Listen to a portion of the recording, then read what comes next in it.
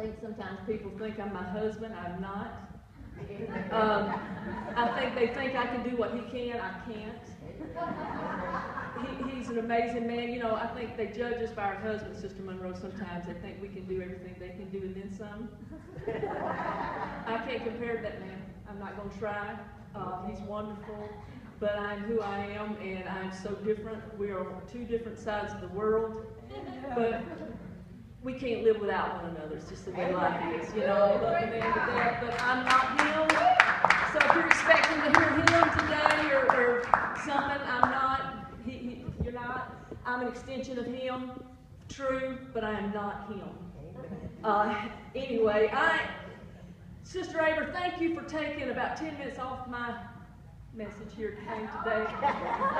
Because she read the whole first part, and I really knew that one was gone before I got here because, oh my God, you just won't believe what God has done to me, and I am so glad to get this burden off my back. Jeez. But Lord, I'm telling you what, when she told me about this back in, what did you tell me, October, maybe? Don't do that to me again. Do you know how hard these months have been? God has not left me alone.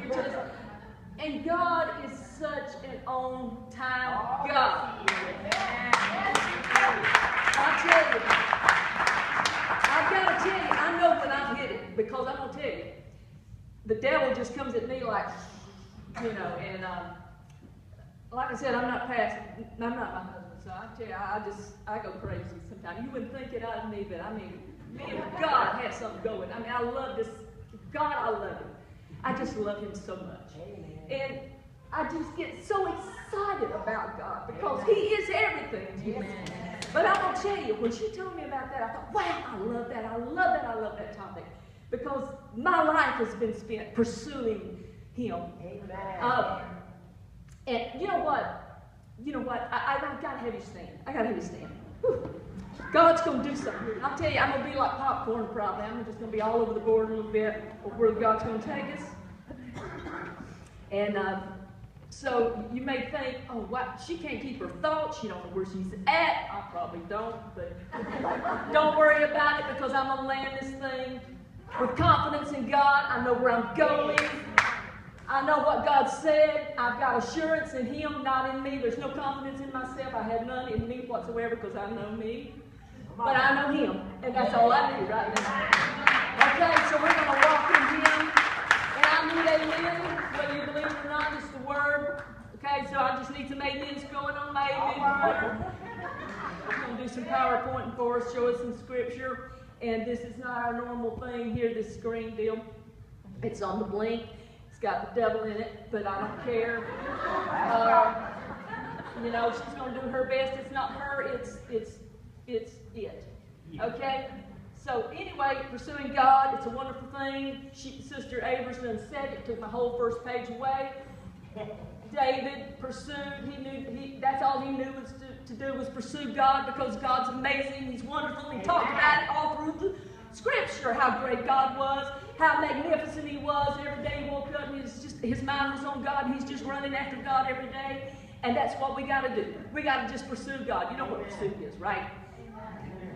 I'm going to tell you, there was a book out, and I've had 2 or 3 people, if you think I'm going crazy, this I am.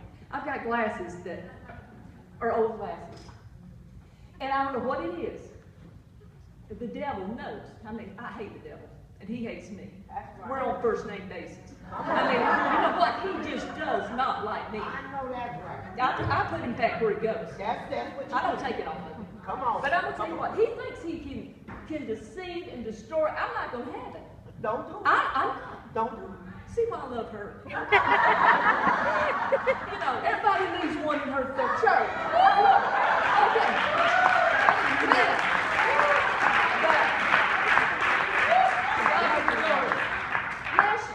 Whatever, one time I spoke in this church. Well, it's a couple of years ago, maybe, I don't know. But I couldn't see. It was like my vision was gone. I've never had that happen before. I couldn't see. And so I was squinting around here. I've got notes, and I'm going to tell you, if I don't have it, I'm lost. I'm not like my husband. I can't get up here. But God said that day you're going to do it without him. Because I couldn't do it. I could see barely. I had inflammation in my eyes. I know I never had inflammation in my eyes. So I've had my glasses changed 3 times, blah, blah, and on and on. Forget the preliminaries, but there's a point. I'm driving home. Boy. Thank you. So, this year, preparing. About a month ago, couldn't see my eyes. I thought, oh my God, what's going on? I can't see, It's the same thing. And you know what? The Bible says, don't be ignorant to Satan's devices. Come on now. Now, some of you might be ignorant, and you can't figure it out. Come on. But I got him figured out. That's right. I know what he does. And I know how he works on me. I'm not going to be stupid. Come on. So, I couldn't see. So I had this little bit of gel that they had given me that I had left. So I put it in my eyes, to see maybe the inflammation. Because, with the season, maybe it's the season, the allergy. I blame it on that. And I'm thinking, no, I know what it is. I didn't know.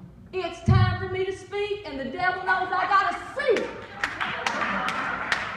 And he don't like it. And when he found out what it was, he really didn't like it. So, 2 days ago, day before yesterday, I got up, put my glasses on. Bless your heart, the leg fell in the floor. I said, okay, fine. I love those glasses. They were wonderful. They've been working for me for a long time. I've never, ever had a leg fall off glasses like that. It fell in the floor. That's him. So with what I wear, I can't go get them repaired that quick. Right. There's just no way. I'm very funny about what I wear on my face here. It just bothers me, If you wear glasses, you know what I'm talking about. You have to have just the right thing. Right. So I said, okay, goody. I've got an extra. And you might not like it, I don't care. Because you know what? I don't like these glasses. They're old. They're older glasses. They're older glasses. It's not because they're not fashionable or something like that. It's just because they bother my nose. I don't like stuff to wear me. I like to wear it. All right. You know what I'm saying? That's right. Okay. That's right. So, I feel like it's wearing me. So don't pay attention. If I can't see you real good and I'm looking a little bit like that, it's trying to figure you out, it's because I probably am. So goody, I got the devil. I found him. He's not gonna get me. But anyway, one morning I was sitting at breakfast, and I normally take my little iPad here and I have my Bible on it, and I love at breakfast. Usually I'm at breakfast by myself, which is wonderful. Amen. No, nothing bad about that. He's usually gone, he gets out before the cock crows in the morning. Right. And I don't go with the cock, I have the cock crows. I have to wait till my body says, go. But anyway, so I'm sitting there at breakfast, and I'm just sitting there, and I turn this on to go to, I always try to read the Word, every morning. This is kind of my little thing. Yes, I'm very predictable normally. And today, when I get anointed, there's no telling what's going to happen. So,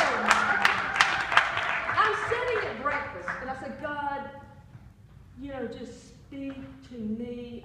Every morning I tell God, speak to me in the Word. Let me read something just wows me, God. Wow me today. Hit me where I need to be hit. I tell God that. Amen. So, when she gave me this, I worked on this, and I had this right here. What she just said, she just preached the whole thing. So that's fine, but that wasn't what God really gave me. I mean, He did, and so I put it aside. Okay, I'm not going to waste 10 minutes on it. But anyway, so God, He said, I was turning that on to read, and He spoke 2 words to me. And when He spoke those 2 words to me, it's like, where in the world did that come from? Or what did you just say to me, God? Come on. He said 2 words, but I can't read them to you. I'm going to go, sister, I got to stay with you. Okay. We're going to go. We're going to read. We're going to read. This is what God said. We're Timothy. 2 Timothy. You got it? Yeah, we read it. You got it. I don't know if you can see it. But I'm going to read the Amplified version because when God gave it to me, you didn't even believe it. He said, you know, read this where you'll understand a little better. Because sometimes I'm a little simple-minded. I'm not a preacher, so it's hard for me to understand like preachers do. They can read and they get it. You know, I got to go dig it out. I got to get all the meanings of what everything means. Because sometimes I just don't get it. And so God said, 2 Timothy 3:1, we're going to start here. But understand this, that in the last days, and when I say some stuff in the Word, you can say amen, it's okay.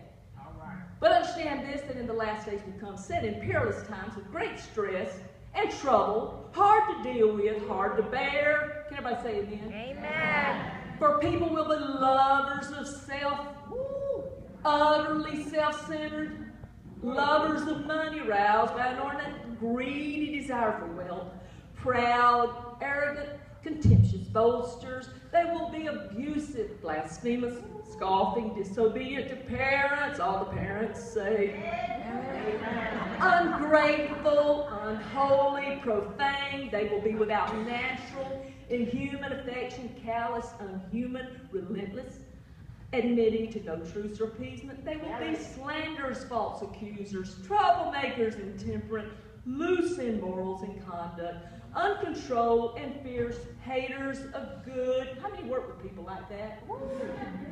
Yeah, half the room. They will be treacherous, betrayers, rash, inflated with self-conceit. They will be lovers of sensual pleasures and vain amusements more than and rather than lovers of God. For although they hold a form of piety, a form of holiness or true religion, they deny and reject and are strangers to the power of it. Their conduct belies the genuineness of their profession. Avoid, he said, all such people. Turn away from them. Do you know what that means? Come on. Get away from them. Run. Where? Run.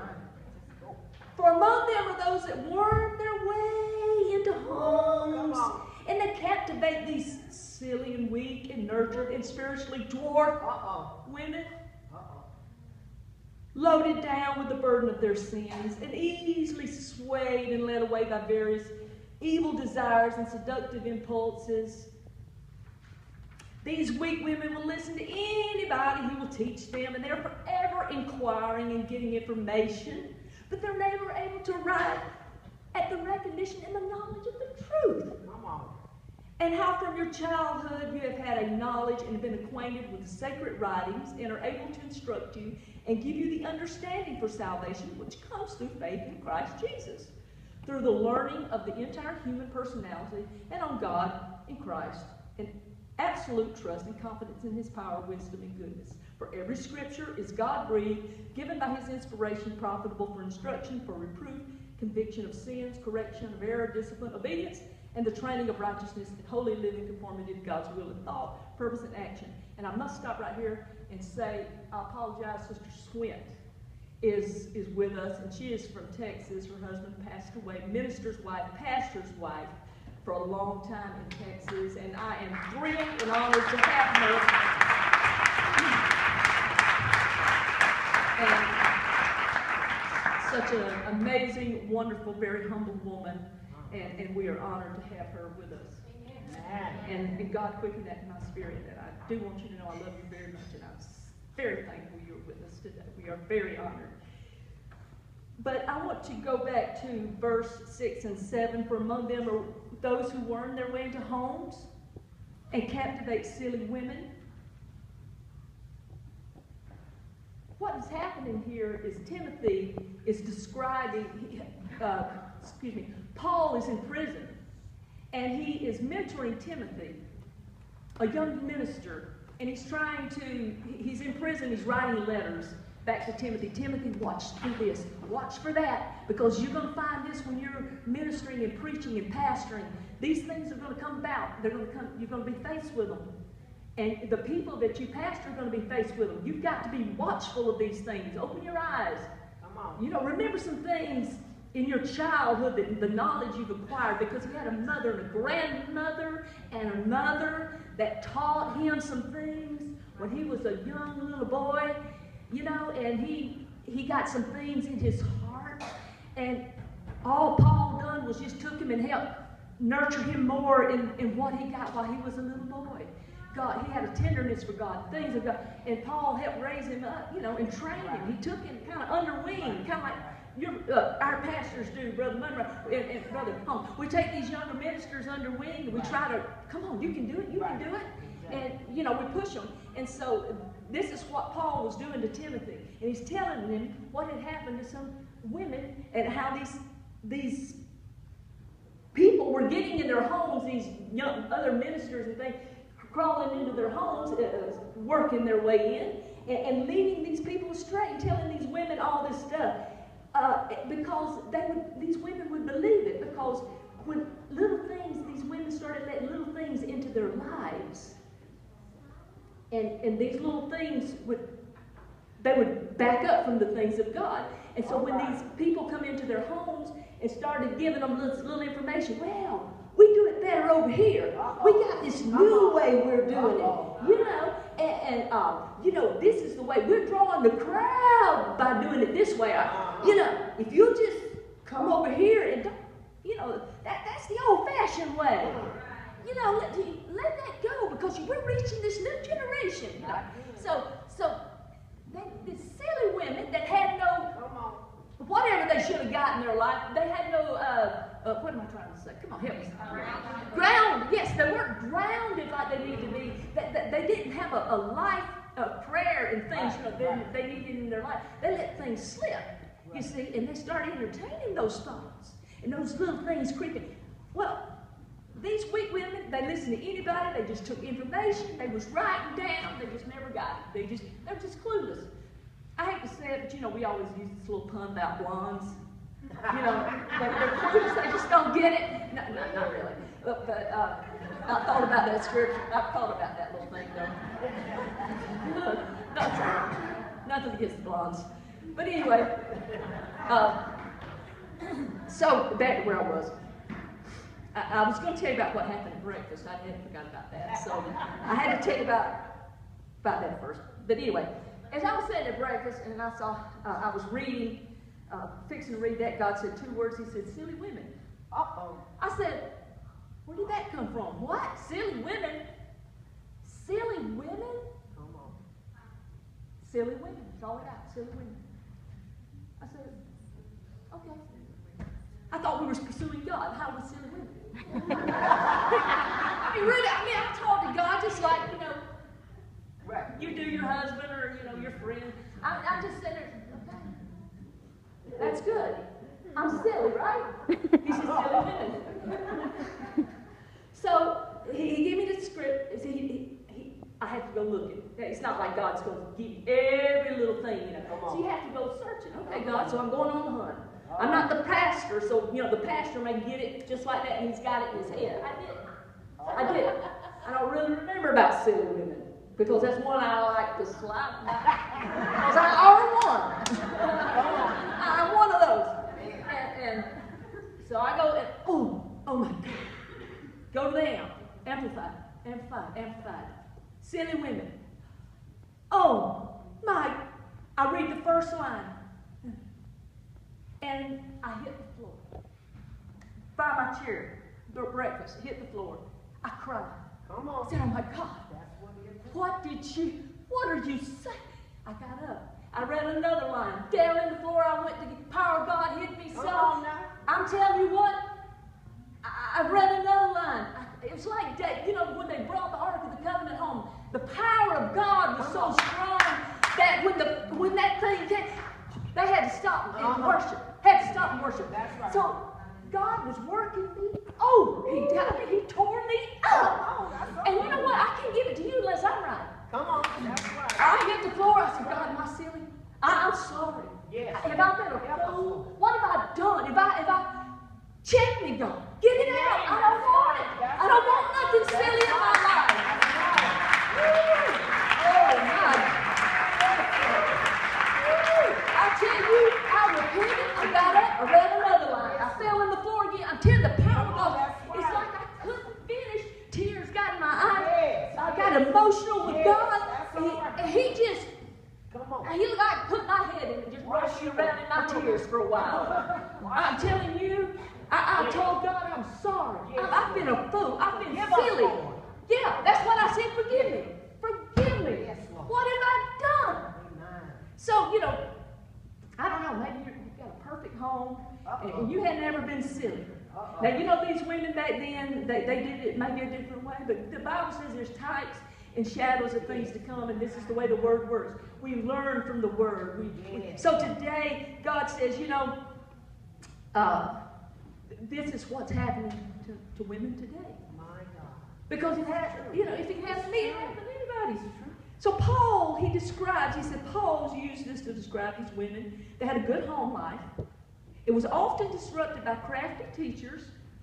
It was one expressed in contempt. Silly has come to mean lacking in sense, stupid, weakness of mind, immaturity of those women who in name were Christians, but who were impulsive, emotional. Oh my goodness. There we go right there. That's us right there. Oh, it's me. Impulsive, emotional. Come on. How many women are emotional? 100%. 100%. God just knocked all us out. Lacking in depth of character, because it's an easy prey to lying doctrines, false peace offered by those who have a form of godliness, but were destitute of its power. Now we're talking about, Paul was talking about women that were Christians. Christians. He's not talking about the world. He's talking about the church. And that's us. That's us. So I'm talking about us today. That's right. So, this is where I want to go.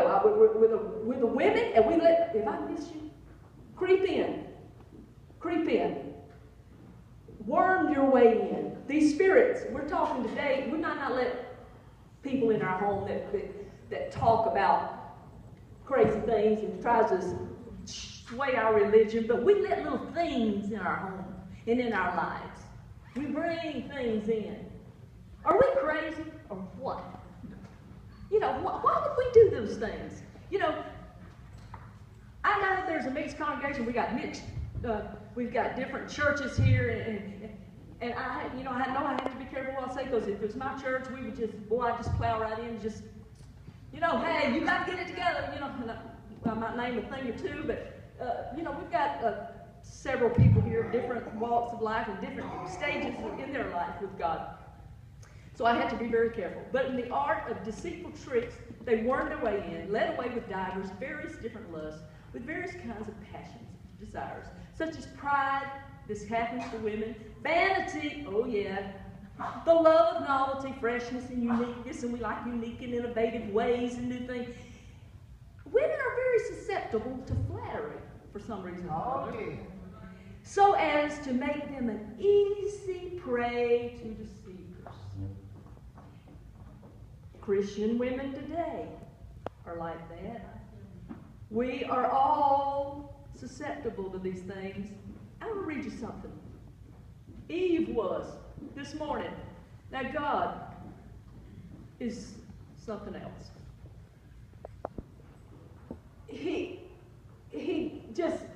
I'm telling you, about a month ago is only when God gave me this. And I'm one, I like to know where I'm going, and I like to know how I'm going to get there, and all of that way in advance. But sometimes that's not good, because it just worries you to death. It just eats on you. But about a month ago, I told you, God gave me this about the silly women, because He knew I couldn't take it any longer. I can't carry this silly women thing around. I mean, it's just every day is God just giving me. I'm thinking, God, I've got 30, 40 pages. There's no way. Do you know what we're doing? You know, God, this is only a ladies' meeting. This is not conference. This is not my church. You know, this is all of us, and they come from near and far, and I just don't have time to do all this. And God, thank you, Sister Aber, took 10 minutes off of it. But see, God knows what He's doing. Amen. So anyway, I've got to tell you this about Eve. I was sitting there this morning and said, God, I've got to have a few minutes before I leave the house. I just need I just need you to speak to me one more time. Is there something else I'm missing that you just want to say? Genesis. Yeah. Here you go. Now the serpent was more subtle than any beast of the field which the Lord God had made. And he said unto the woman, Yea, hath God said, not eat of every tree of the garden? We may eat of the fruit of the trees of the garden, but of the fruit of the tree which is in the midst of the garden, God hath said, Ye shall not eat of it, neither shall ye touch it, lest ye die. And the serpent said unto the woman, Ye shall not surely die, for God hath not known that God doth know that in that day that ye eat thereof, then your eyes shall be opened, and ye shall be as gods, knowing good and evil. Now 6 is what I want you to notice. And when the woman saw the tree was good for the food, and that it was pleasant to the eyes, and the tree to be desired to make one wise, she took of the fruit and did eat, and gave it unto her husband with her. And he did eat. Okay, God, I read that before. I read the Bible several times, through and through. And, you know, there's just sometimes you go back and you read. Come on. And, you know, there's just sometimes you see, I never saw that. I never heard that. And God said, go read it again. All right. When you saw the tree was good, blah, blah, blah, blah. Okay. She ate it, gave it to her husband, who was with her. What? With her? What? With her? You ever seen that? Her husband was with her. Now, you know, when I've heard it preached sometimes, like the husband was somewhere in the garden around somewhere. He was over there somewhere and he didn't notice that she slipped off and got the fruit and ate it. And then she goes finding, Adam, where are you? Here's this piece of fruit. You got to try it. He's with her. With her. Beside her, evidently. Looking at her. Right? Looking at her. That's right. What's up with that? Well, he's a man. And what did he do? Nothing. Nothing. Helped himself. Thank you. He ate it. He did eat it. What the Lord says is, women have power. That's right. Women have power. For good or for evil. That's right. Come on. He was with her and he ate it. Now, and back at 1. God said, go back up and check that out one more time. You think that's something? Now the serpent was more subtle. And he said unto the woman, if her husband is standing there with her, why didn't he talk to him? Not really. Why didn't he talk to him? But big mouth, she opens up and blah, blah, blah, blah. You do that, huh? You know what? I'm mad at the devil. Come on. You know what? When he comes, next time he comes up to you, Come on. Come on. stick it on your husband. Yeah.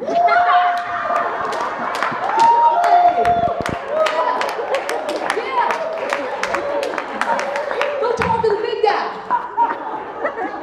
Go talk to him. Leave me alone. That's right. Leave me alone. That's right.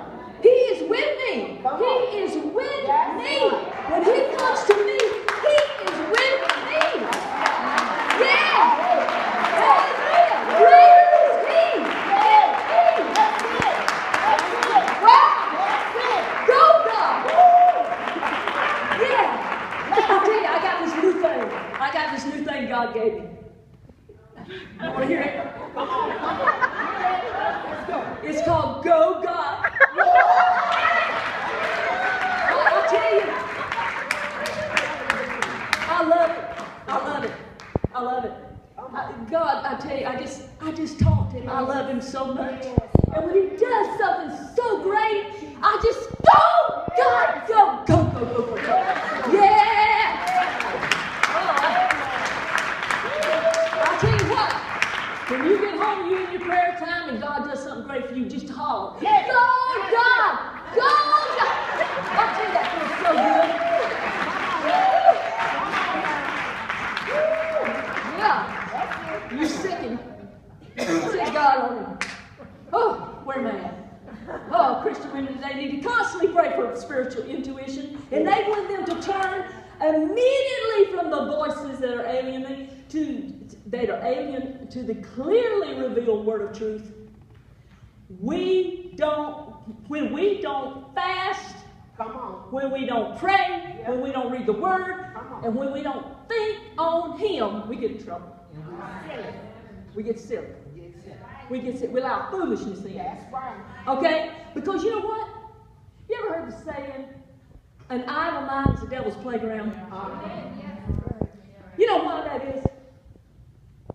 Because an undisciplined mind and wandering mind, and we tend to let our minds wander about, thinking whatever it wants. That's what an idle mind is. It just wanders and thinks what it wants. And women do that. Women they'll sit around the house all day and think about silly. And I'm going to tell you what, you talk yourself into sickness. You talk yourself into depression. That's right. Just thinking. Stinking. Thank you. I love you. Stinking thinking. That's what happens. You sit around and you just dwell on. Get off of it. Get off of that stuff. Get off. Well, here we go. Philippians. Get it there. 4 and 8, and all you know it. Finally, brother. Whatsoever things are true, this is what you're supposed to think on. Whatsoever things are honest, whatsoever things are just, whatsoever things are pure. Everybody say it. Whatsoever things are lovely, whatsoever things are good report. If there be any virtue, if there be any praise, think on these things. How do you get depressed thinking those things? How? Tell me how. Come on. Why are you depressed? Come on. Well, Sister Blanchard, you just don't understand my family and all of my situation. Why I'm bad? Get off of it. Come on.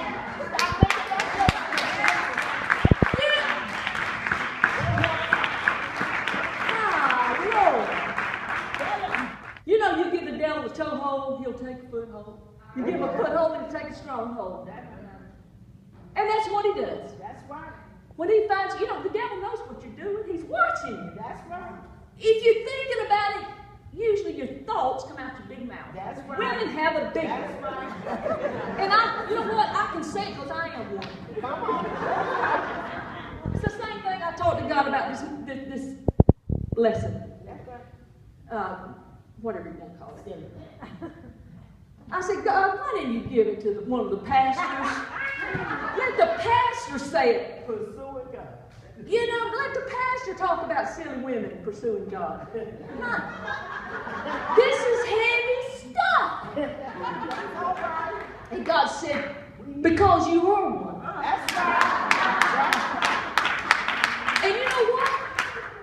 I probably wouldn't have took it from a man calling me silly. All right. Come on. I don't care what kind of man of God he was. All right. You know, if he was up there preaching just about to the women, silly women, in our church service, it's like, you know, I'm looking for a cue to get under or something. But because I am what I tell you about it. Amen. Right? Amen. So, anyway. That's all right. Help yourself. Go, God. Go, God. Yeah, go, God. So when we don't constantly think and fast and pray and read the Word, our minds does wander. Do you know 37% of pornography is viewed by women? Yes. 37% is viewed by women. And it even happens in the church. Can you believe that? Can you believe that? Yes, I can. Thank you. I love you. So this is why we have to keep our minds stayed on God. That's right. That's Because see, the devil could just slip in there and creep into that house. And creep in there. Just creeping in there after you. I tell you, those are spirits in there after you. Oh, yeah. They're very real. They're very real. I'm telling you what. He's not coming to no house where a woman's sitting around calling on the name of Jesus. Come on. That's right. Yeah. I know I'm right. I'm telling you. You better get your Bible out. Every morning you need to have a prayer time with God. Now some of you have been fudging on God. Come on. All right. I tell you, I know. That's right. I ain't been to your house, but I know. That's right. I know. That's right. I'm telling you, you hit the front door running for work every morning, whatever you do, and you didn't stop and talk to him. Uh-oh. Come on now. And he didn't get to talk to you. That's right. And so somebody else did. Uh-oh. Come on. Tell the truth. I got 3 little things here. I hope you can see this. Everybody. I'll try to sit out here so you can see it. This is God. This is about the closest I can find to God. He's a chief warrior. This is God. This is a woman holding her child. This is us. Pursuing it. Come on. You know who this is. Not in my house.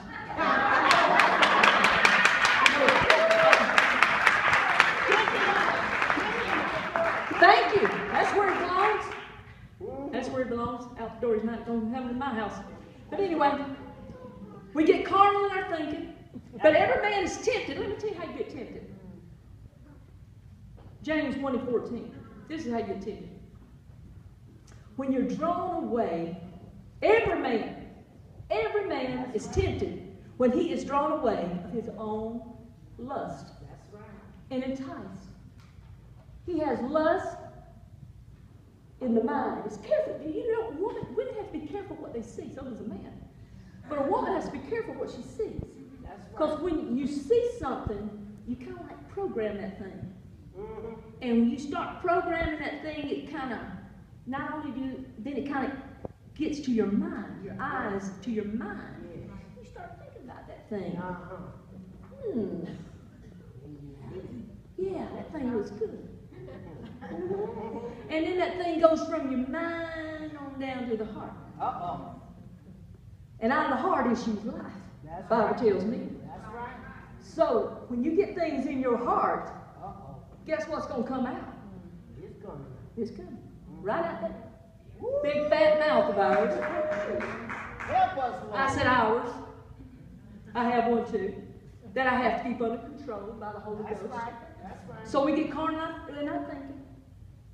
We get to thinking on rubbish. We become negative. We think thoughts you know God didn't give you. Uh-huh. It's true. Be careful. Be careful what you see.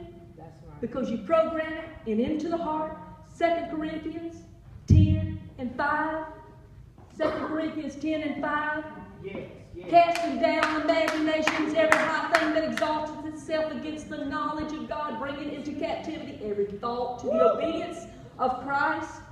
We distance, number 2, this is something else we do. We start distancing ourselves when we start letting things in our lives that creep in. We start backing up. Because you know what?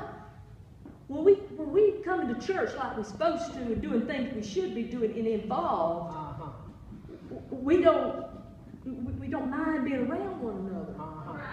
We love the presence of one another and the presence of God and the fellowship with one another. But when we're not what we're doing, what we know we're supposed to be doing, we start distancing ourselves, and then we become uninvolved. Well, I just don't have time to do that, Pastor, anymore like I used to. I'm so busy. I think he is.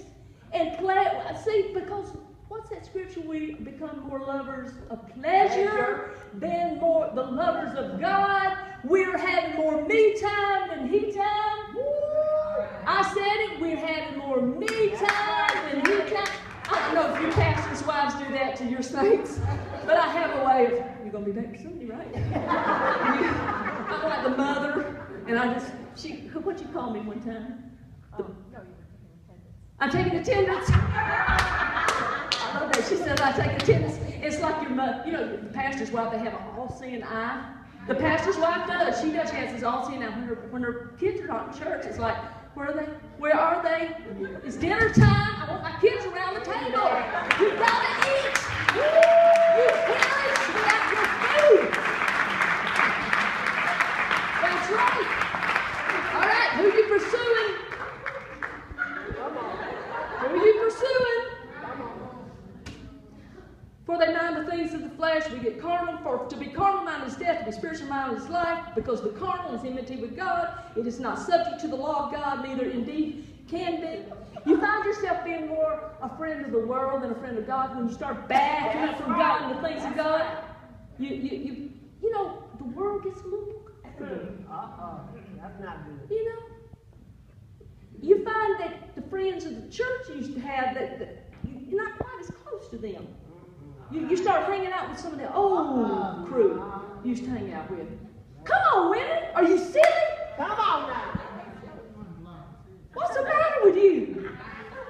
Wake What's the up. matter with me? Come on. I'm talking to me too. Come on. You're smarter than that. Don't give the devil a toehold in your life. That's right. That's right. You know, when you recognize what's happening here. Yes. We shouldn't be ignorant to the devil's devices. That's right. Be careful the company you keep. Come on. Because the Bible says, 1 Corinthians 15:33, be not deceived, evil communications corrupt good manners. You ever told your children that? Yeah, we tell it to the children. Now, don't you hang around that little boy. Because I'm telling you, that little boy's bad news. You hang around him, and that's going to rub off on you, and you just ain't going to do it. You hear, Mom? You hear me? Okay? But what about us? Come on. I don't want to fit in the world.